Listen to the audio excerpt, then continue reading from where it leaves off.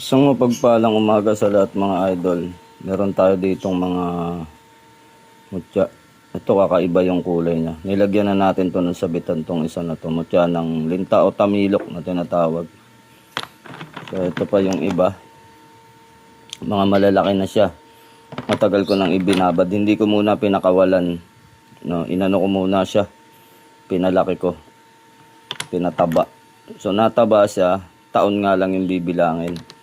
Yung ibang mga kasamahan nito nalimusan na. So ito may mga natitira tayo dito, mga malalaki, may maliliit.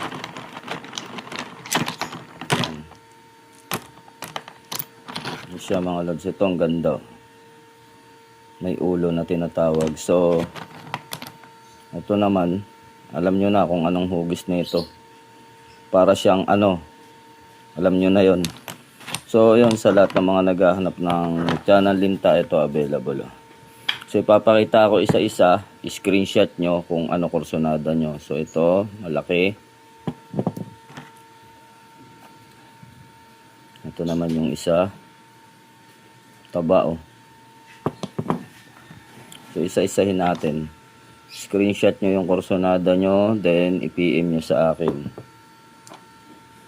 Ito yung parang pututoy. Kakaiba siya, may ulo pa. PM lang mga idol. Mga malalaki na talaga yan. Bihira ninyong makikita yung mga ganyan. So ayan o.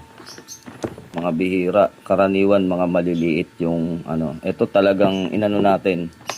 Laging babad sa tubig. Ayan mga lods. Number 7.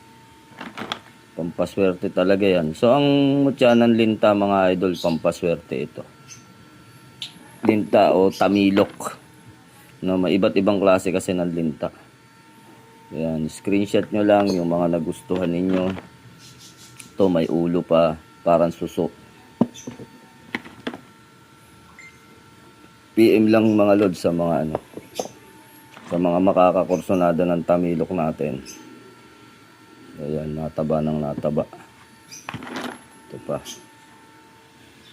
Tapos yung mga maliliit. Ayan, pwede nyong bilugan o screenshot. Ito, suso naman to. Hindi pala siya tamilok, suso. Na naging bato, naligaw pa rito. So ito may sabitan, kakaibang kulay. So basta sa mga mag-order no mga lods, PM lang kayo. Itong galing oh, may mga butas-butas pa siya.